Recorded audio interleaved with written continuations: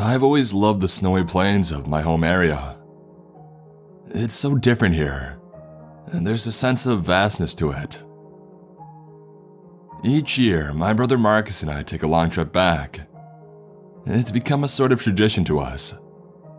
We go on a long hike to the cabin and spend the weekend there. We usually reminisce about childhood and play our old favorite board games. When Marcus asked me if he could bring his girlfriend, Melanie, along, it took me a while before I obliged. Melanie had been enthusiastic at the outset. After an hour of the long hiking trek, that had all changed. "Oh, couldn't we have just driven here? And miss all that?" I said, spreading my arms in a wide arc. "It's just snow, Steve. I don't get what the big deal is." "Come on, babe," Marcus interjected, putting his arms around her. "Isn't the view nice?" "I guess so. I'm just so tired of walking." I couldn't help but laugh to myself. I had warned her that it was a long trip to the cabin, but of course, she hadn't listened. "We can take a break once we reach the resting area, okay?" I tried comforting her. "And how long is that?" "About another half an hour or so." As she sighed behind me, I heard Marcus laugh. While the two of them were teasing each other, I went ahead a bit and let my eyes wander over the white plains around us. It was so beautiful and quiet. How often had we played out here as a kid? I wondered for a moment. "Hey, what's that over there?" I heard Melanie ask from behind. I turned back to see her and Marcus looking over at the forest, at least half a kilometer away from us. "What do you mean?" I asked. "There's something over there."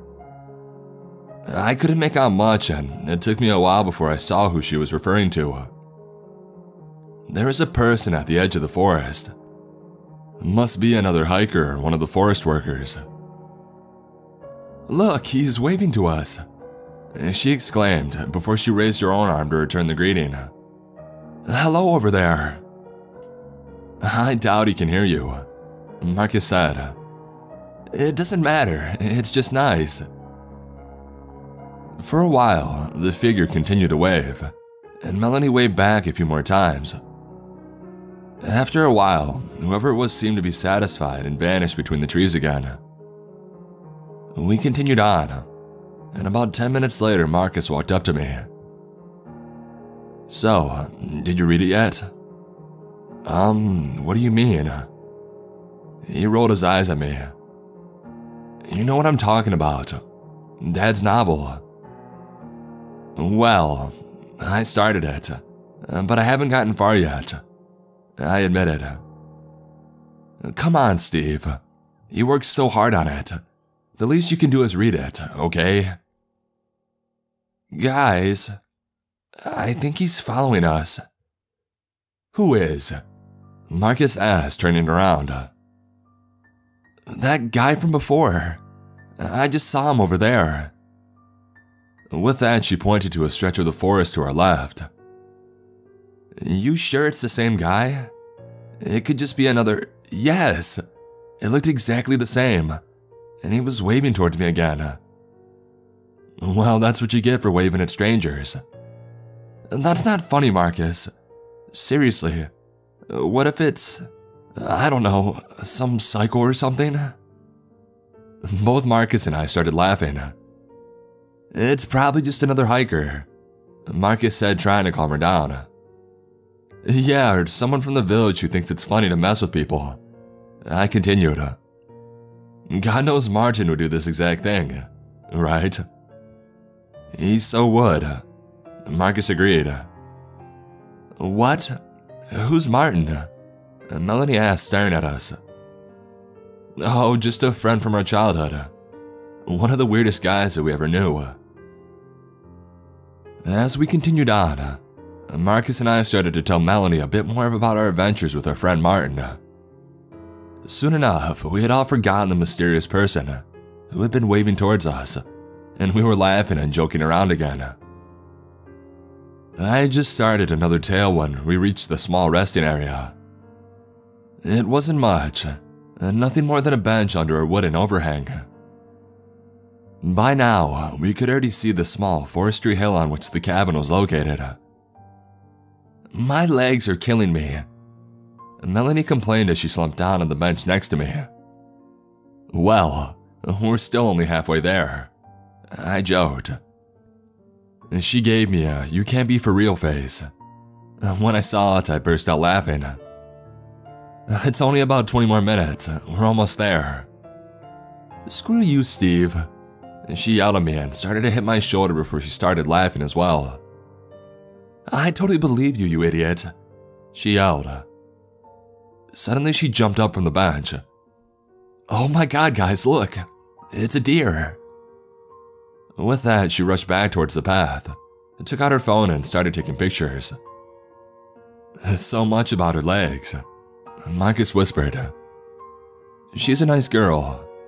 I finally said, smiling at him. Yeah, I'm glad I met her. I asked him how exactly the two of them had met. Marcus had barely started the story when Melanie came running back towards us. He's back again. And this time we didn't need to ask who she meant. He was over there ahead of us, near this old ruin or whatever it was. Marcus was by her side in a moment. Are you serious? Over there? I stepped towards him and I looked ahead. On the foot of the small hill there were the remains of an old building. That's where she'd seen him? Come on, it's probably nothing. Maybe he saw us resting here and decided to give us a last greeting.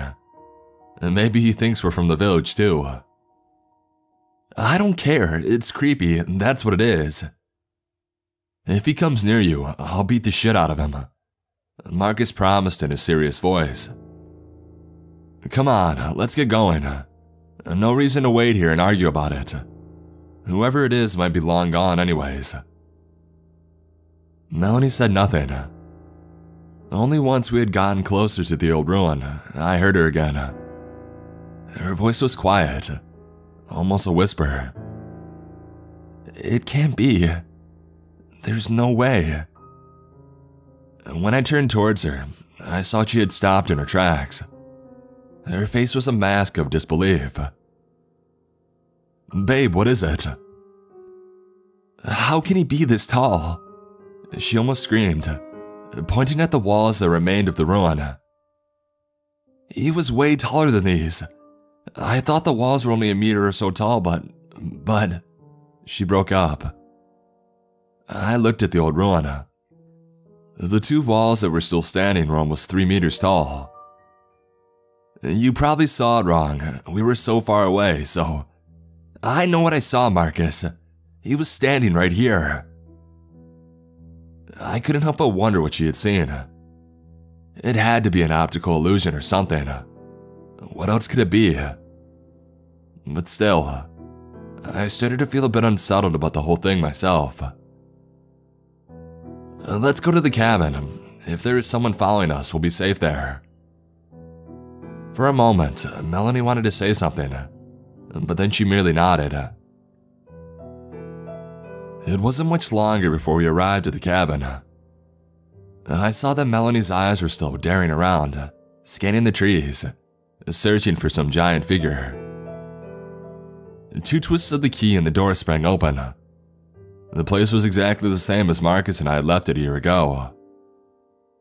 It shouldn't take too long before the place warms up, I said as I stepped to the fireplace.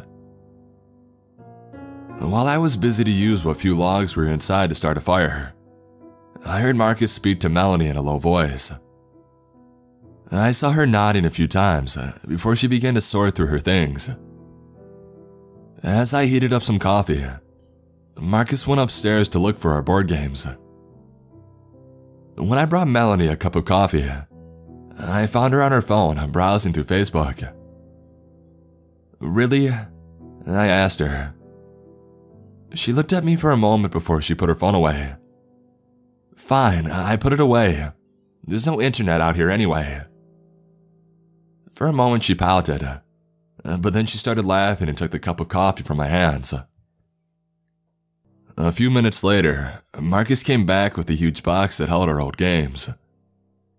Most of it was the simple board games we had played as a kid, like Monopoly. There was one other game though, the one that we had created ourselves. It was a sort of Dungeons and Dragons board game. It was nothing fancy. You just moved over a board, battled monsters, and who defeated the final boss first won. But still, even as adults, the two of us loved playing this silly thing. Even Melanie was eager to join in. It wasn't the game itself that was interesting. It was the stories that we had about it. After the first round was over, I decided to go outside and get a bit more firewood. There had only been a few logs left next to the fireplace, so if we wanted to keep the fire going, I'd have to get a few more. I put on my thick winter coat and boots and I went outside. It had gotten dark outside by now. During the day, the area was a beautiful winter wonderland. At night, it was nothing short of creepy. I pushed the thought that we were completely alone out here as far to the back of my mind as I could. With quick steps, I hurried to the stack of firewood next to the cabin, and I started to pick up log after log. I couldn't help but look around every once in a while, and I listened to the sound of the night. There was a slight breeze that gently shook the trees back and forth. Just as I picked up the last of about a dozen logs, I heard a crunching sound nearby. It sounded almost as if somebody was walking through the snow. I jerked around and I looked, but no one was there. It was most likely just an animal, or hell, maybe even some snow had fallen off a branch nearby. I walked back towards the front door. I was halfway there when I heard it again. As I turned around this time, I could have sworn that I saw a shadow through the trees. I felt the hair on the back of my neck stand up. For long seconds, I watched the trees to the left of the cabin. "Need any help?" Marcus suddenly called out to me. I almost jumped up and half the logs tumbled off my arms. "Jesus Christ, don't do that!" I yelled. Marcus started laughing and walked over to pick up the ones that I had dropped. "You're always so scared in the dark. It's hilarious." I was about to tell him what I thought that I had seen when I noticed Melanie at the door behind him. I shook my head and I decided to drop the target. It must have been my imagination or the light from the house playing a trick on me. "I warmed up some mulled wine," Melanie said as we stacked the logs next to the fireplace. "Oh great, thank you," I said as I took off my boots and I rubbed my hands against each other. The mulled wine was almost too hot to drink, yet I took a big sip. It warmed me up in an instant. I had always loved the stuff. For a while, we sat together, talking and joking before Melanie said that she was getting a bit sleepy. I guess it was all that walking today. "Come on, I'll show you to our room." And with that, Marcus led her upstairs. While the two of them went up, I walked back to the small stove. I heated up a bit more of the mulled wine and I refilled my cup. Suddenly I heard the noise again. It was muffled, but it sounded almost as if something was scratching against the side of the cabin. It must be the branches of the trees, I thought. As I stood at the stove with my cup, I started to wonder. Wasn't there only a slight breeze? This was a bit too loud, wasn't it? I felt the same sense of dread wash over me once more.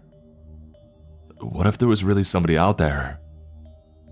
"I hope you heated some up for me as well." Marcus called out to me from the stairs. "Not going to join her in bed?" I asked, grinning at him.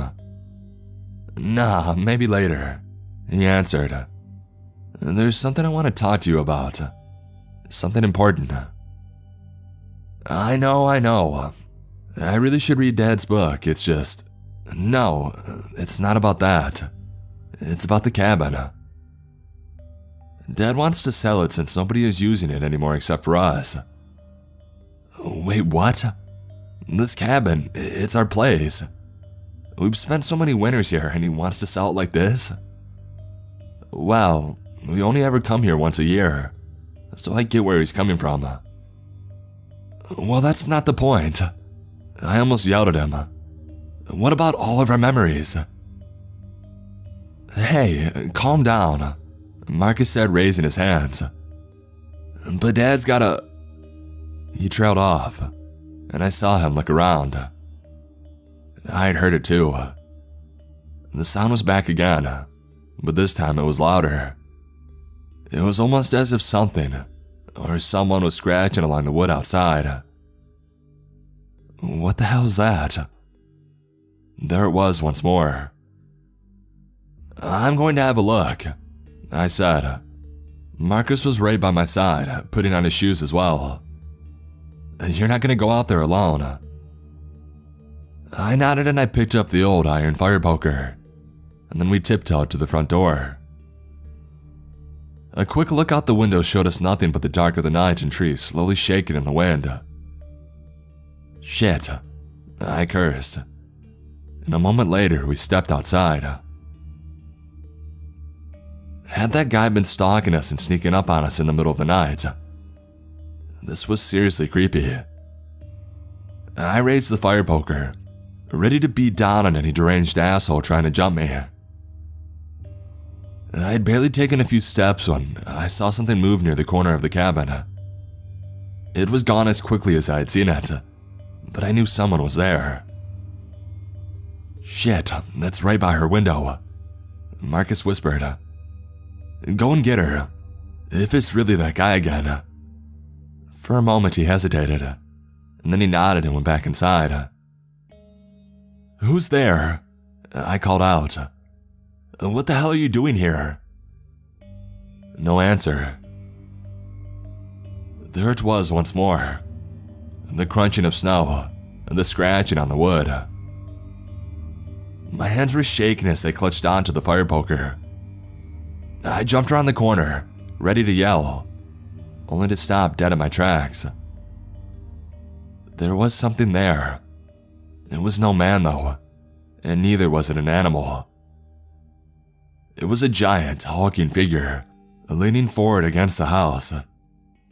It must have been at least 4, if not 5 meters tall. I saw long, claw-like fingers. They were almost digging into the woodwork as the thing pressed its face against the window. I stood there, staring up at the impossibility in front of me. What in the...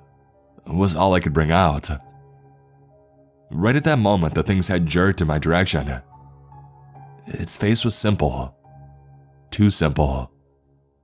It looked almost as if somebody had sewn a face on a piece of cloth or a bag. The lower part ripped open, and the creature let out a high-pitched scream. It raised its arms before it brought them crashing down against the woodwork in the window.